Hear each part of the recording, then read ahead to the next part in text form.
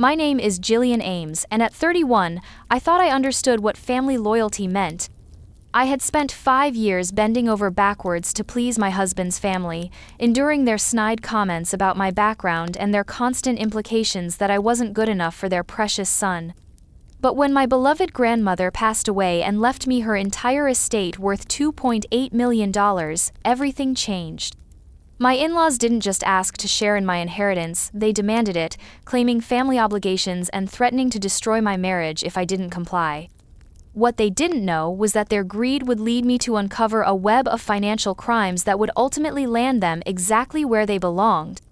But before I tell you how I turned their own weapons against them, let me know where you're watching from and hit that subscribe button, because this is a story about what happens when you push the wrong person too far. Growing up in a modest ranch house in Cedar Falls, Iowa, I learned early that love wasn't measured by the size of your bank account or the prestige of your address. My parents, both teachers, had instilled in me values of hard work, integrity, and treating people with respect regardless of their circumstances. My grandmother, Ruth Henderson, was the anchor of our small family, a woman who had built a successful regional grocery chain from a single corner store she inherited from her own mother. Grandma Ruth was my hero and my closest confidant. Every summer, I spent weeks at her Victorian mansion on the outskirts of town, learning about business, life, and the importance of staying true to yourself. She had never married, dedicating her life instead to building her business and caring for her community. Her grocery stores employed hundreds of people across 3 states, and she was known for treating her workers fairly, offering college scholarships to their children, and supporting local charities.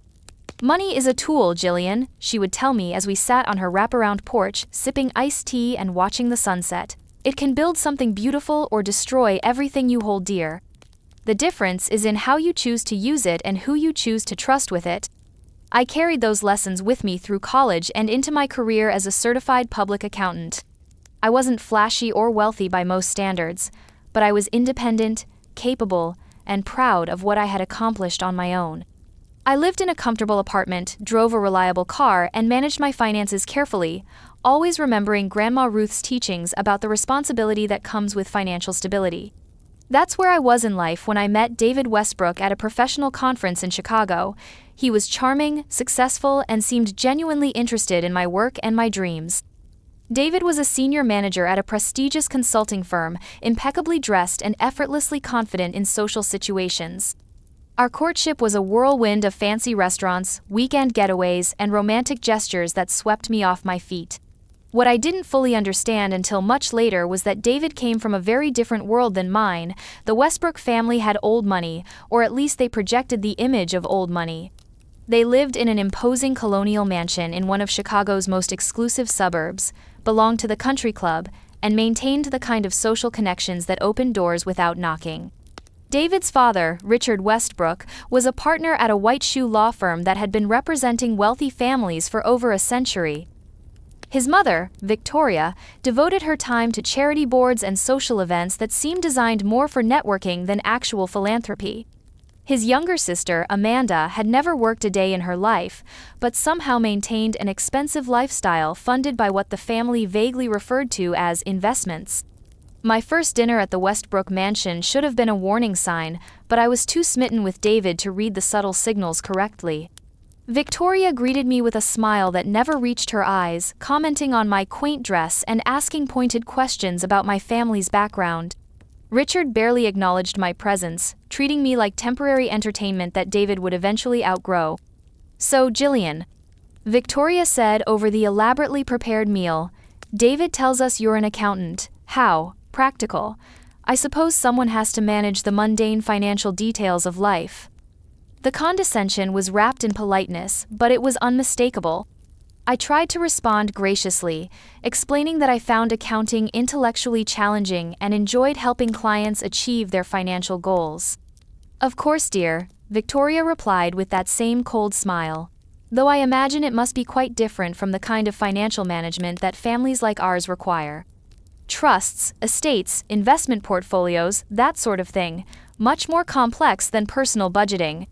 Amanda laughed at her mother's comment, a tinkling sound that felt like broken glass. "Mother, not everyone can understand high-level financial planning." Jillian probably deals with small business bookkeeping and tax returns. I felt my cheeks burn with embarrassment and anger, but David squeezed my hand under the table and changed the subject. Later, as he drove me home, he apologized for his family's behavior. "They're just protective," he explained. "They've seen me bring home girls before who were only interested in the family money. Give them time to get to know you, and they'll see what I see." I wanted to believe him, and part of me did, but a small voice in the back of my mind wondered whether David himself saw me as someone who needed to prove herself worthy of his family's acceptance. Despite the rocky introduction, David and I continued dating, and our relationship deepened over the following months. He was attentive, romantic, and seemed genuinely committed to building a future together. When he proposed 18 months later with his grandmother's antique diamond ring, I said yes without hesitation. The engagement period, however, revealed more about the Westbrook family dynamics than I had understood from casual dinners. Victoria immediately took control of wedding planning, dismissing my preferences and my budget as inadequate for what she called the kind of celebration the Westbrook name requires. "Darling," she said during one particularly tense planning session, "I understand that your family operates on a more modest scale, but we have certain standards to maintain. Our friends and business associates will expect an event that reflects our family's position in the community." The wedding she planned cost more than my parents' annual salaries combined. When I suggested scaling back the elaborate reception or reducing the guest list, Victoria looked at me as if I had suggested serving hot dogs at a state dinner. "Jillian dear, you're about to become a Westbrook. That comes with certain responsibilities and expectations. David's future at his firm depends partly on maintaining the right social connections. This wedding is an investment in your shared future." My parents attended the wedding, clearly uncomfortable in the opulent surroundings, but trying their best to fit in. Grandma Ruth, then 82 and still sharp as a tack, came despite her increasing mobility challenges. I'll never forget the conversation she had with Victoria during the reception. "Mrs. Westbrook," Grandma Ruth said in her direct way, "you've certainly spared no expense on this celebration. I hope you'll treat my granddaughter with the same generosity of spirit that you've shown for this party." Victoria's response was polite but icy. "Of course, Mrs. Henderson, Jillian is becoming part of our family. We'll take very good care of her." But Grandma Ruth wasn't satisfied with the diplomatic answer. "Taking care of someone isn't the same as respecting them," she observed. "Jillian's got more character in her little finger than most people have in their whole body. I hope your family appreciates what they're getting." The tension between my grandmother and my new in-laws was palpable, but I was too caught up in wedding excitement to fully process the implications of their interaction. The first year of marriage was an adjustment period that tested my resilience in ways I hadn't anticipated. David was a loving husband, but he had been shaped by his family's expectations and assumptions in ways that sometimes created friction between us. When we looked for our first home together, he automatically assumed we would choose something in his parents' neighborhood, despite the fact that the mortgage payments would stretch our budget beyond comfort. "We need to maintain a certain image," he explained when I suggested more affordable options. "My career advancement depends partly on social connections, and living in the right area is part of that." I found myself adapting to social events where conversations revolved around exclusive vacations, expensive purchases, and name-dropping that left me feeling like an outsider. The other wives in David's social circle were friendly enough on the surface, but I sensed their assessment of my clothes, my car, and my background in every interaction. Victoria continued her subtle campaign to reshape me into her vision of an appropriate Westbrook wife. She suggested I join certain charity boards, shop at specific stores, and cultivate relationships with what she called the right kind of people. When I mentioned wanting to continue working in accounting, she looked genuinely puzzled. "But why would you need to work, dear? David's career is quite sufficient to support your lifestyle. Working wives can be such a burden on their husband's professional advancement." The pressure to conform was constant, but always wrapped in concern for my well-being or advice about fitting in with my new family. I found myself walking a careful line between maintaining my own identity and keeping peace in my marriage. The dynamic shifted dramatically when Grandma Ruth's health began declining during my second year of marriage. At 84, she was still mentally sharp but physically frail, requiring assistance with daily activities. I drove to Cedar Falls every weekend to help her, spending precious time together that I treasured even as I worried about her future. During one of these visits, Grandma Ruth brought up a topic she had been avoiding for months. "Jillian, we need to talk about practical matters," she said as we sat in her living room, surrounded by family photos and mementos from her decades in business. "I'm not going to live forever, sweetheart, and I want to make sure you understand my wishes about the estate." I tried to deflect the conversation, not wanting to think about losing the most important person in my life, but she persisted with the gentle firmness that had made her a successful businesswoman. "I've been watching how your new family treats you," she continued, "and I'm concerned about what might happen to you if you don't have your own resources to rely on." Grandma Ruth went on to explain that she had been quietly updating her will over the past year, ensuring that her estate would provide me with financial independence. Her grocery chain had been sold to a larger corporation the previous year for a substantial sum, and combined with her other investments and properties, her estate was worth nearly $3 million.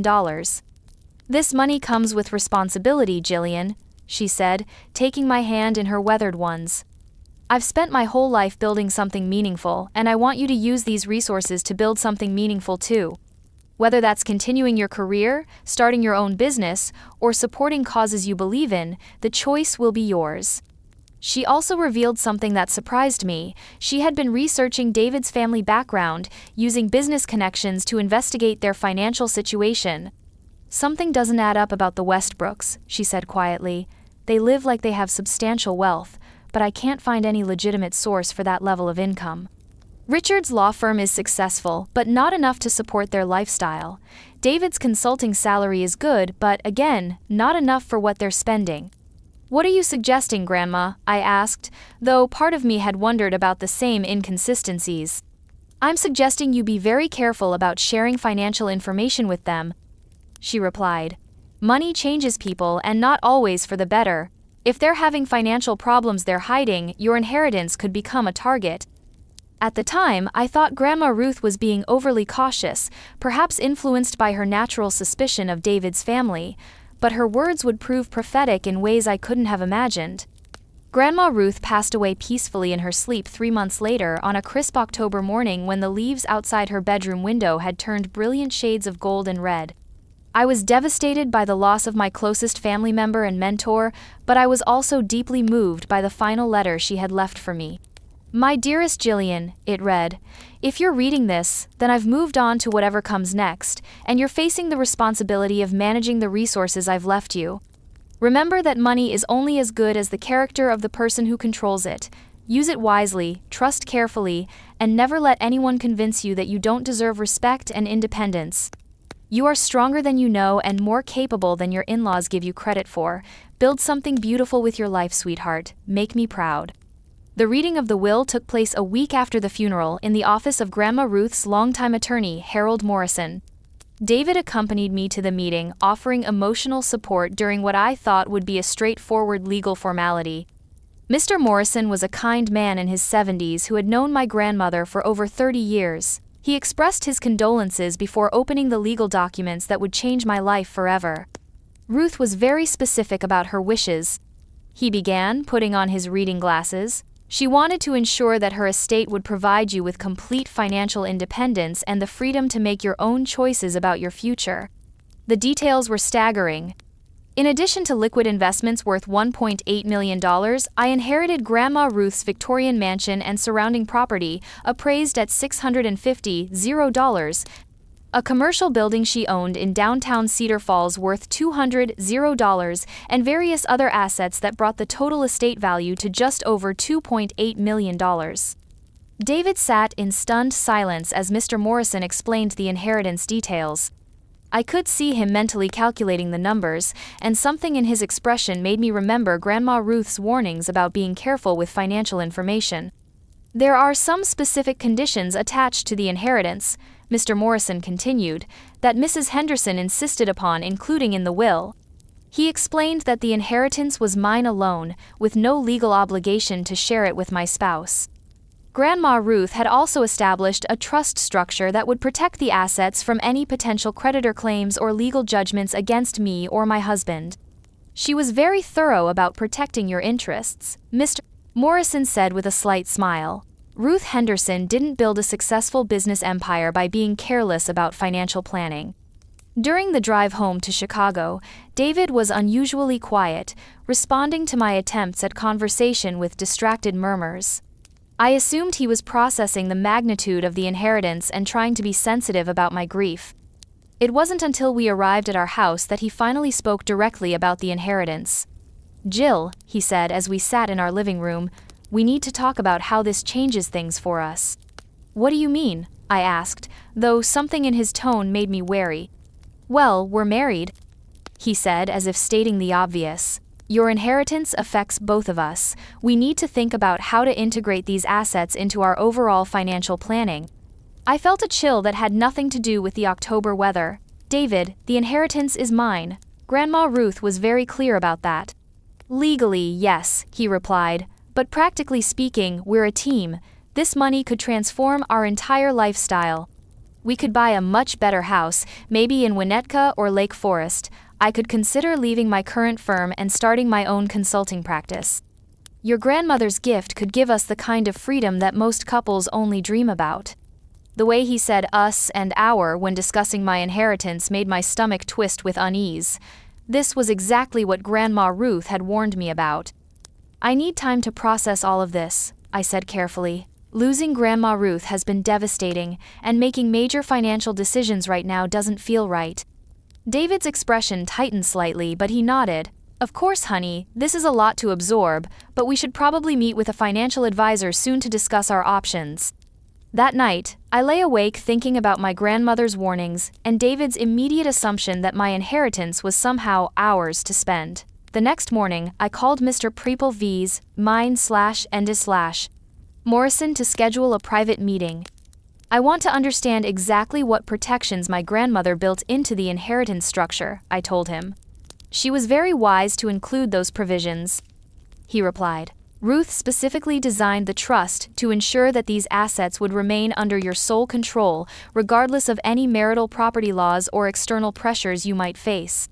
The conversation with Mr. Morrison confirmed what I had begun to suspect. Grandma Ruth had anticipated exactly the situation I was now facing.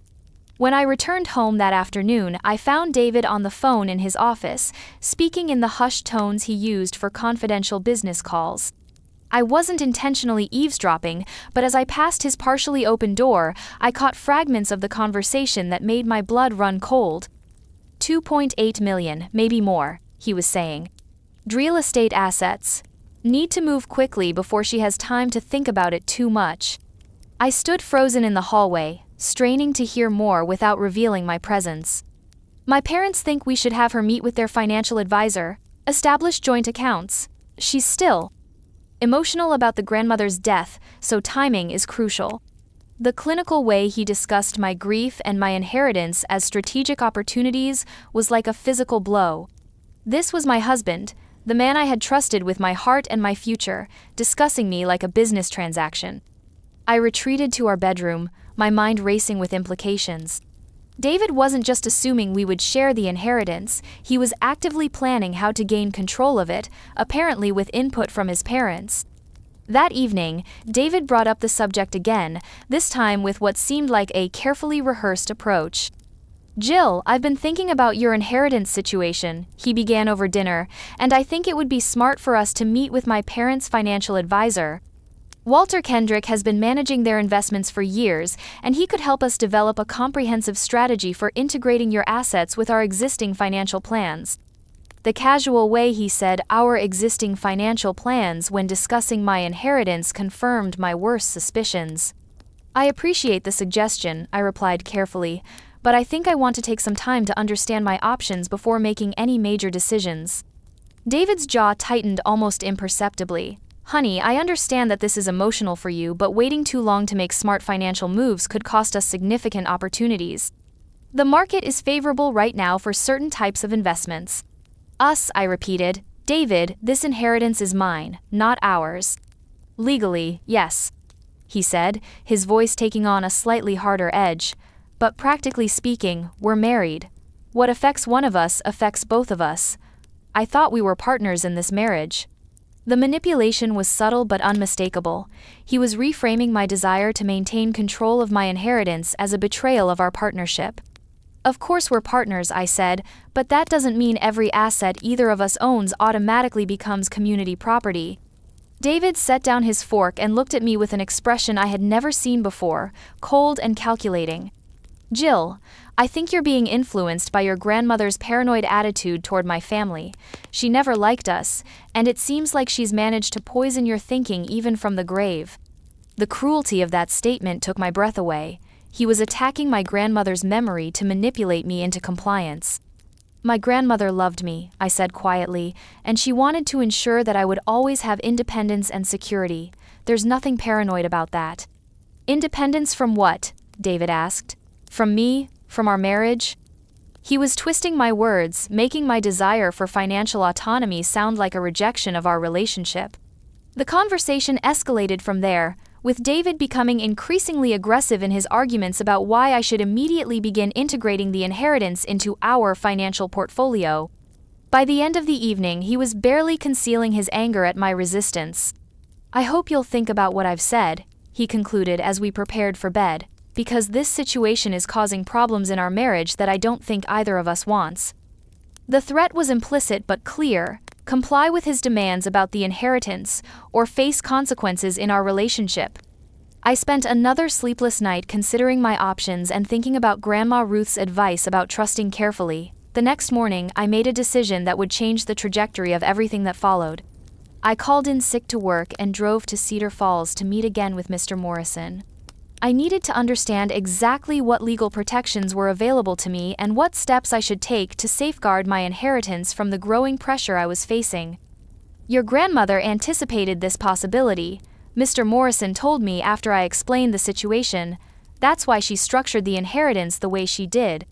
But you're going to need to be very careful about how you handle this, especially if your husband's family becomes more aggressive in their demands. He explained that while the trust structure protected my assets legally, I would need to avoid any actions that could be construed as commingling inherited funds with marital property. Don't sign anything without having me review it first, he advised, and document any pressure or threats you receive about the inheritance. If this situation escalates, that documentation could become very important.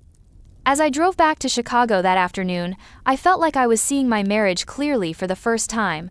The man I had fallen in love with was still there, but he was overshadowed by family loyalties and financial pressures that I was only beginning to understand.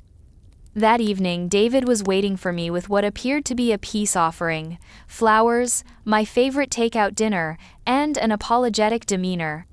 "I'm sorry about last night," he said as I walked through the door. "I've been stressed about work, and I think I came across more harshly than I intended."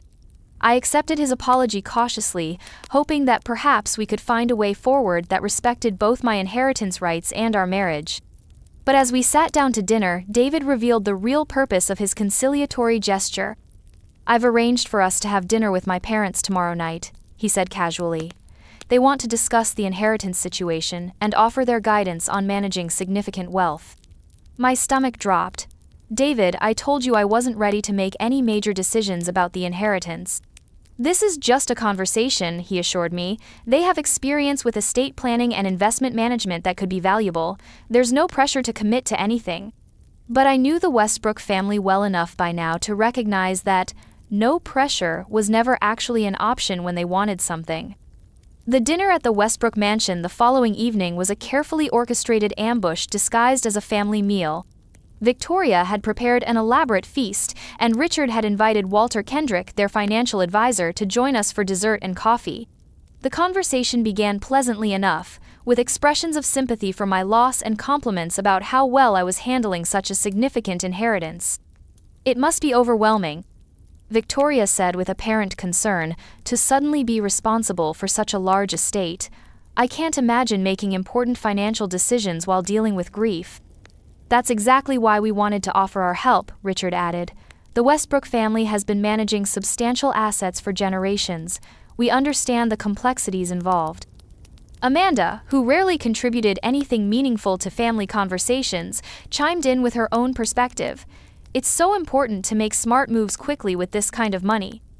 Waiting too long can cost you hundreds of thousands in missed opportunities. The subtle pressure was building, but I tried to maintain a polite, non-committal stance.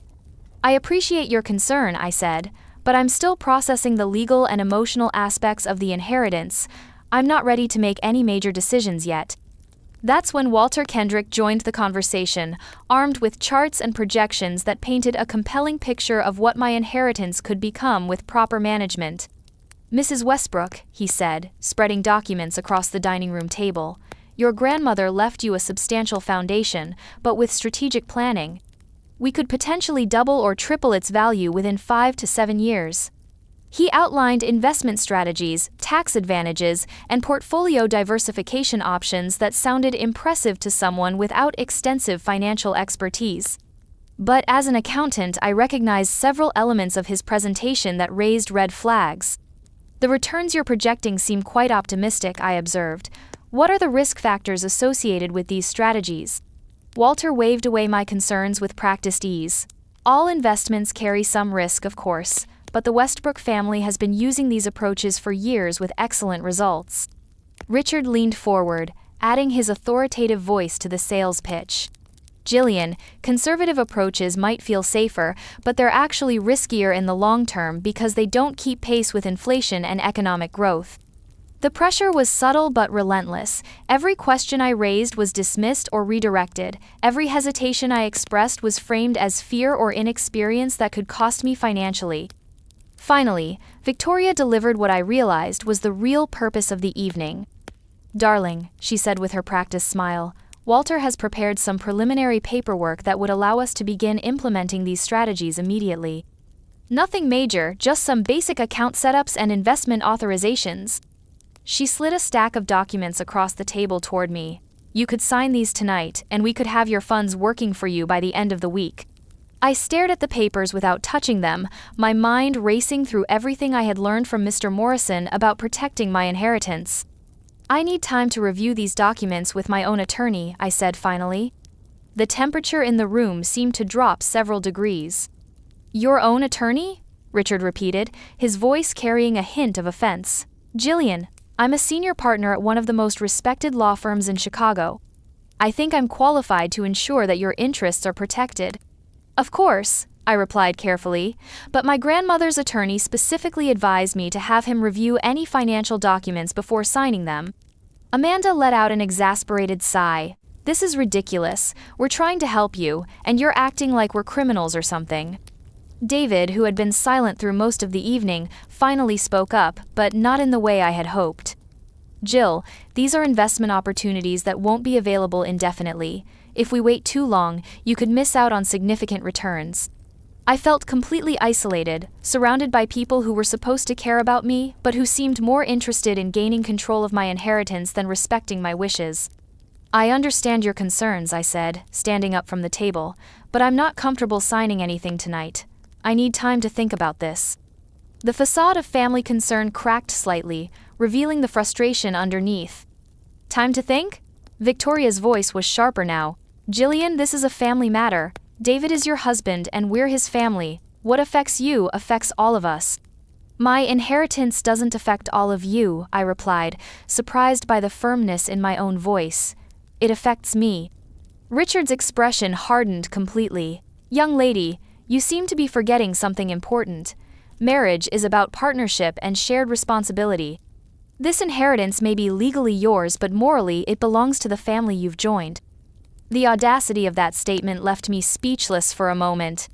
Morally? I repeated. My grandmother worked her entire life to build this estate, and she left it to me specifically because she wanted me to have financial independence. Your grandmother, Amanda said with unconcealed disdain, was a bitter old woman who resented successful families like ours. She poisoned your mind against us from the beginning. The attack on Grandma Ruth's memory was the final straw. This conversation is over, I said, gathering my purse. David, I'm ready to go home. David looked torn between supporting me and appeasing his family, but he stood up reluctantly. Think about what we've discussed tonight, Richard called after us as we headed toward the door. But don't think too long. Opportunities like this don't wait for indecision. The drive home was tense and silent. I could feel David's anger radiating from the driver's seat, but I was too emotionally drained to engage in another argument. It wasn't until we were in our bedroom that David finally exploded. "What the hell was that, Jillian?" he demanded. "You embarrassed me in front of my entire family." "I embarrassed you?" I shot back. "Your family ambushed me with financial documents and pressured me to sign over control of my inheritance without even reading them." "They were trying to help you," David shouted, "and you acted like they were trying to rob you." "Maybe they were," I said quietly. David stared at me as if I had slapped him. "Are you seriously suggesting that my family would steal from you?" "I'm suggesting that they're awfully interested in controlling money that doesn't belong to them." What followed was the worst fight of our marriage. David accused me of being paranoid, ungrateful, and disloyal. I accused him of caring more about my inheritance than about my feelings. We said things that couldn't be taken back, and by the time we exhausted ourselves, I knew that our relationship had crossed a line we couldn't uncross. The next morning, David left for work without speaking to me. I called in sick again and spent the day researching everything I could find about Walter Kendrick and his investment strategies. What I discovered made my blood run cold. Walter Kendrick's investment firm had been sanctioned by the Securities and Exchange Commission 3 years earlier for operating what amounted to a Ponzi scheme. He had avoided criminal charges through a plea agreement, but several of his clients had lost substantial sums when his investment fund collapsed. More disturbing still, public records showed that Richard Westbrook's law firm was facing a major malpractice lawsuit with potential damages that could bankrupt the partnership. Victoria's charity foundation, which I had always assumed was legitimate, had been investigated for financial irregularities, though no charges were filed. The picture that emerged was of a family living far beyond their legitimate means, propped up by increasingly desperate financial schemes. My inheritance wasn't just an opportunity for them, it was potentially a lifeline. I printed out every document I could find and drove immediately to Mr. Morrison's office. When I showed him what I had discovered, his expression grew grave. "Jillian," he said after reviewing the materials, "your grandmother's instincts about this family were more accurate than either of us realized. These people are facing serious financial trouble, and they see your inheritance as a solution to their problems." "What should I do?" I asked, feeling overwhelmed by the magnitude of what I was facing. "First, you need to protect yourself legally," he advised. "I'm going to prepare additional documentation that makes your financial independence absolutely clear. Second, you need to be very careful about what information you share with your husband. If his family is as desperate as these documents suggest, they might resort to more aggressive tactics." That afternoon, as I drove back to Chicago, I made a decision that would have seemed impossible just a week earlier. I was going to investigate my in-laws' finances thoroughly, using my accounting skills and professional connections to uncover the truth about their situation. If they wanted to play financial games with my inheritance, I would make sure I understood exactly what game we were playing. The investigation took weeks of careful research, late-night computer work, and strategic inquiries through my professional network. What I uncovered was even worse than I had initially suspected. Richard's law firm was indeed facing bankruptcy due to the malpractice lawsuit, but that was just the beginning. He had been borrowing money against the firm's assets and client trust accounts to maintain his lifestyle, a practice that bordered on criminal fraud. Victoria's charity foundation was essentially a money laundering operation, funneling donations through various accounts before ultimately ending up in the family's personal investments.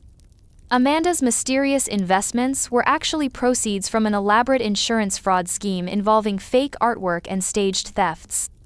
But the most shocking discovery involved David himself. My husband, whom I had trusted implicitly, had been siphoning money from his consulting firm's client accounts to help fund his family's schemes. The amounts weren't huge, but they were definitely criminal, and it was only a matter of time before the firm's internal auditing process uncovered the theft. The Westbrook family wasn't just financially irresponsible, they were criminals, and they saw my inheritance as their escape route from the legal and financial consequences of their actions. Armed with this information, I made an appointment with Agent Patricia Rodriguez, a white-collar crime specialist with the FBI whom I had met through professional conferences. I presented her with everything I had discovered, along with my concerns about my in-laws' intentions regarding my inheritance. "Mrs. Ames," Agent Rodriguez said after reviewing my evidence, "this is extremely serious. you've uncovered what appears to be a multi-generational pattern of financial fraud. But investigating and prosecuting these crimes will take time, and in the meantime, you could be in physical danger if they become desperate enough. She advised me to continue acting normally while wearing a recording device during any future conversations with my in-laws about the inheritance. If they made explicit threats or attempted to coerce me into signing financial documents, that evidence could be crucial for building a criminal case. The opportunity to gather that evidence came sooner than expected. David approached me the following week with what he framed as a compromise solution. "Jill," he said over dinner, "I've been thinking about our argument, and I want to find a middle ground that works for both of us." He went on to propose that I transfer just $1 million of my inheritance into joint accounts that we could manage together, allowing me to keep the remainder under my individual control. "It would show my family that you're committed to our marriage and our shared future," he explained, "while still preserving your independence." It was a more subtle approach than his family's previous tactics, but the underlying manipulation was the same. "Let me think about it," I replied, buying time to consult with Agent Rodriguez about how to respond. "Actually," David continued, "my parents would like to have dinner with us again this weekend to discuss the details. They've prepared some specific proposals that might address your concerns." I agreed to the dinner, knowing that it would provide an opportunity to gather evidence while wearing the FBI's recording equipment. The second dinner at the Westbrook mansion was even more revealing than the first. This time, they dropped much of their previous pretense of familial concern and got straight to business. The recording device hidden in my purse captured every word as they outlined their true intentions. "Jillian," Richard began without preamble, "we need to discuss the reality of your situation. Your inheritance has created certain expectations within the family that need to be addressed." Victoria nodded gravely. "We've been more than patient with your hesitation, dear, but there are pressing matters that require immediate attention." Walter Kendrick was present again, but this time his demeanor was far less diplomatic. "Mrs. Westbrook, I'm going to be frank with you. The investment opportunities I presented last time aren't indefinite offers. My clients who want to participate in these exclusive funds need commitments by the end of the month." Amanda leaned forward with an expression I had never seen before, calculating and cold. "Besides, Jillian, it's not like you've earned this money. It fell into your lap because your grandmother died. The least you could do is share it with the family that's welcomed you." The casual cruelty of reducing my grandmother's death to a financial windfall took my breath away, but I forced myself to remain calm and keep them talking. "I understand your perspective," I said carefully, "but I'm still not comfortable making major financial decisions so quickly." That's when Richard's mask finally slipped completely. "Comfortable?" he repeated, his voice turning harsh. "Jillian, comfort is a luxury that this family can't afford right now. We have certain obligations that require immediate capital infusion." "What kind of obligations?" I asked, though I already knew the answer from my investigation. Victoria shot her husband a warning look, but he was too agitated to heed it. "Legal fees, investment shortfalls, cash flow problems," he said, waving his hand dismissively. "The kind of financial challenges that every successful family faces from time to time." Walter Kendrick jumped in, apparently trying to steer the conversation back to safer ground. "The point is, Mrs. Westbrook, that combining your assets with the family's existing portfolio would benefit everyone involved." "And if I choose not to combine my assets?" I asked. The silence that followed was thick with tension. Finally, Amanda spoke with unconcealed hostility. "That would be unfortunate for everyone, especially for your marriage."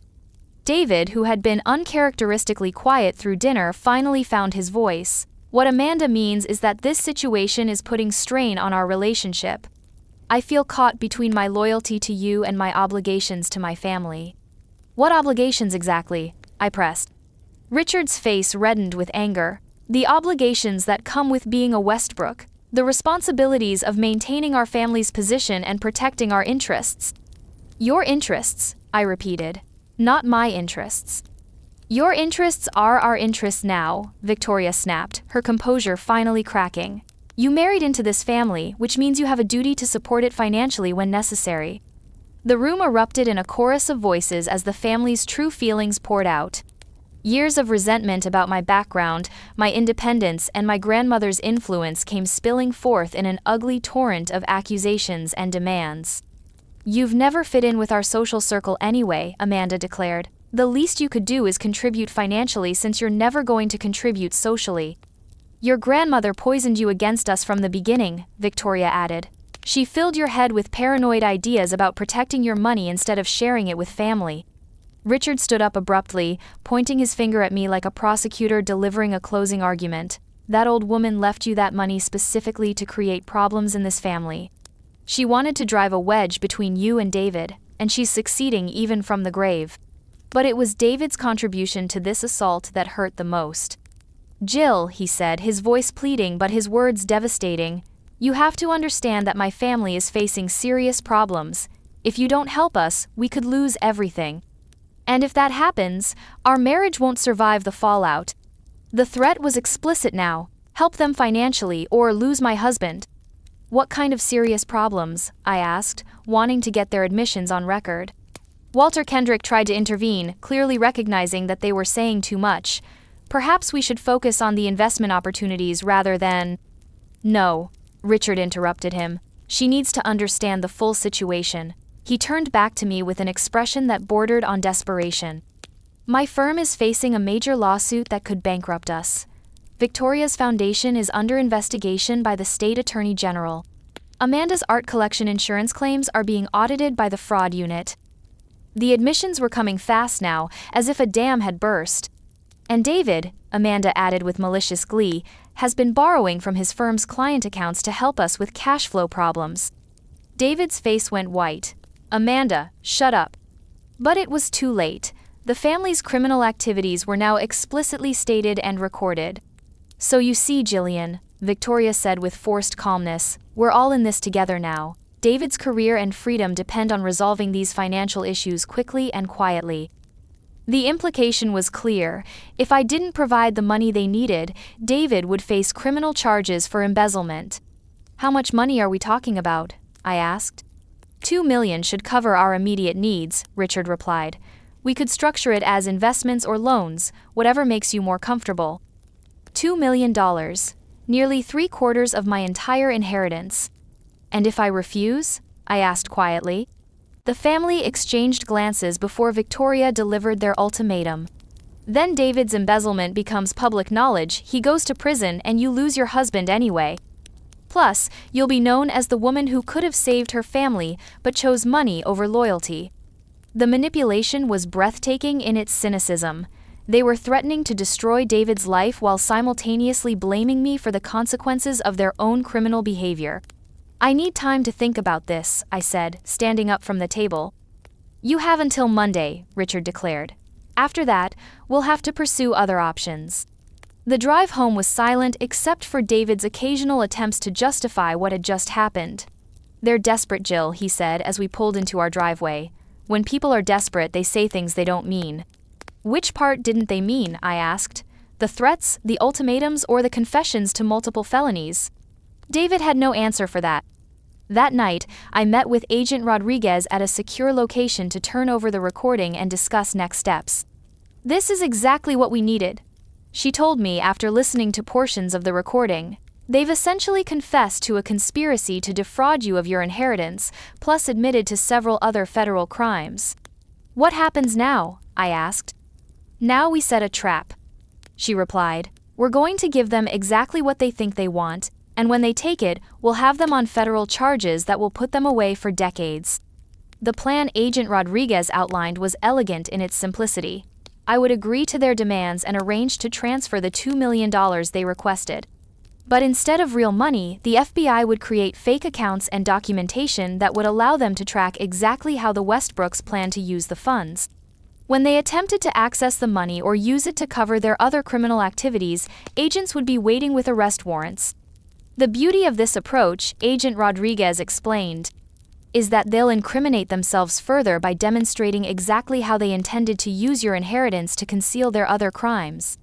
On Monday morning, I called Richard to arrange a meeting. "I've decided to help the family," I told him, "but I want everything documented properly to protect everyone involved." The relief in his voice was palpable. Jillian, you're making the right decision. We'll arrange for Walter to handle all the paperwork this afternoon.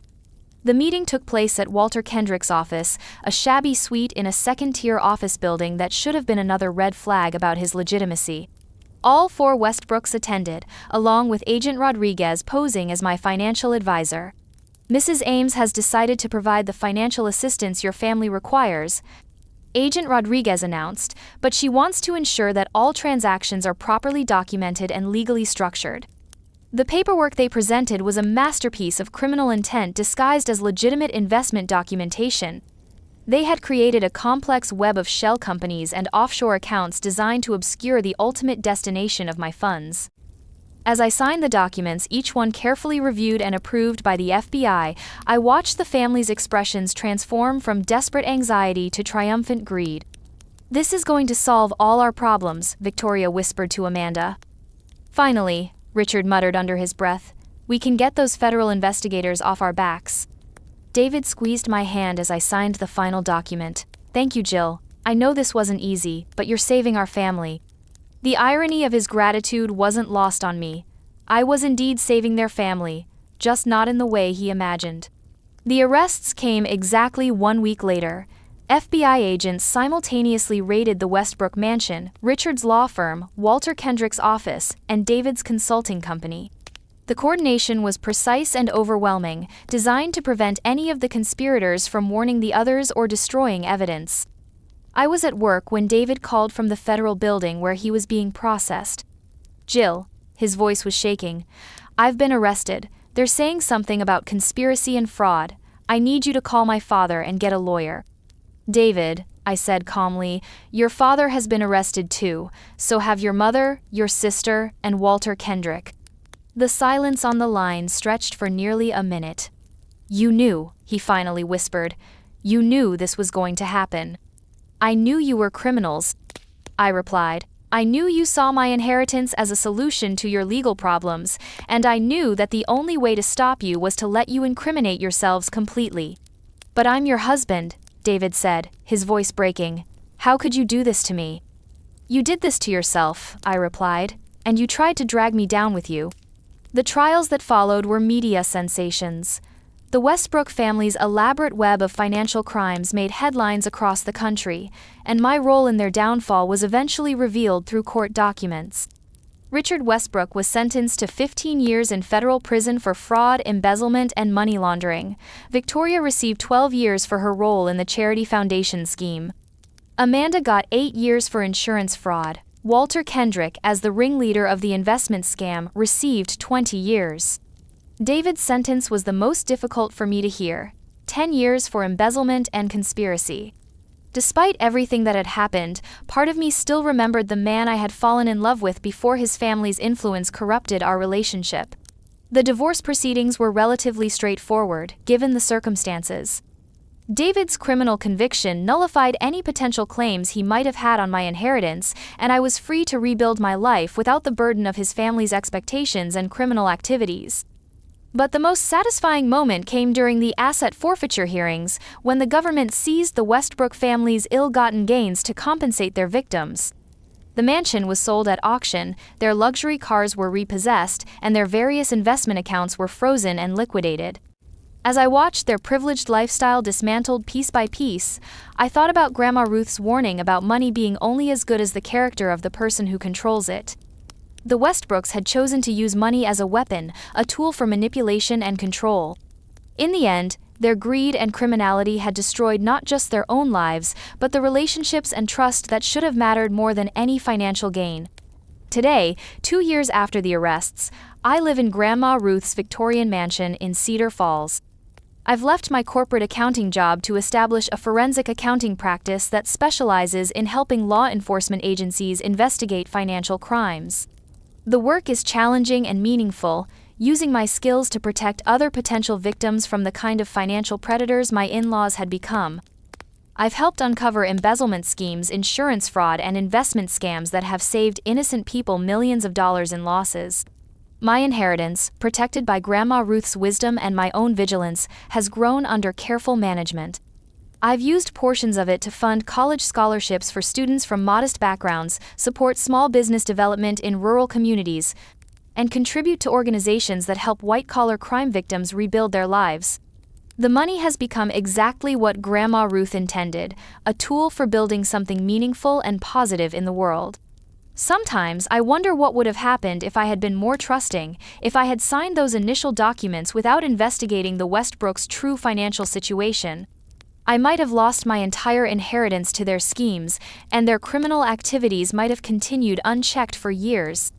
But Grandma Ruth had prepared me well for the challenges I faced. Her warnings about trusting carefully and her insistence on protecting my financial independence had saved not just my inheritance, but potentially my life. The legal protections she built into the inheritance structure had prevented David and his family from accessing my assets even during our marriage. The values she had instilled in me about integrity and responsibility had given me the strength to resist their manipulation and pressure. Most importantly, her example of using resources to build rather than destroy had shown me how to transform a painful betrayal into an opportunity for positive change. I still receive occasional letters from David in prison, asking for forgiveness and claiming that he was a victim of his family's influence. I don't respond to these letters, but I don't throw them away either. They serve as reminders of how love can be corrupted by greed, and how family loyalty can be twisted into criminal conspiracy. The Westbrook family had demanded that I sign over my inheritance, claiming family obligations and threatening consequences if I refused. In the end, I gave them exactly what they deserved: accountability for their crimes and the justice they had been evading for years. Their greed had blinded them to the possibility that their victim might be smarter, more prepared, and more resourceful than they assumed. They had underestimated both my grandmother's wisdom and my own determination to protect what she had built. The inheritance that they had seen as their salvation became the instrument of their destruction, and the woman they had dismissed as a naive small-town girl became the architect of their downfall. So what about you? Have you ever faced pressure from family members to share resources or make financial decisions against your better judgment? How did you handle manipulation disguised as family loyalty? Share your experiences in the comments below, and don't forget to subscribe for more stories about standing up to financial predators and protecting what matters most. Remember, true family doesn't threaten, manipulate, or coerce. True family respects your boundaries, supports your independence, and celebrates your success rather than trying to exploit it. And sometimes the greatest act of love is holding people accountable for their actions, even when those people are the ones you once trusted most. Thank you for listening to my story, and remember, when someone shows you who they really are, believe them the first time, and protect yourself accordingly.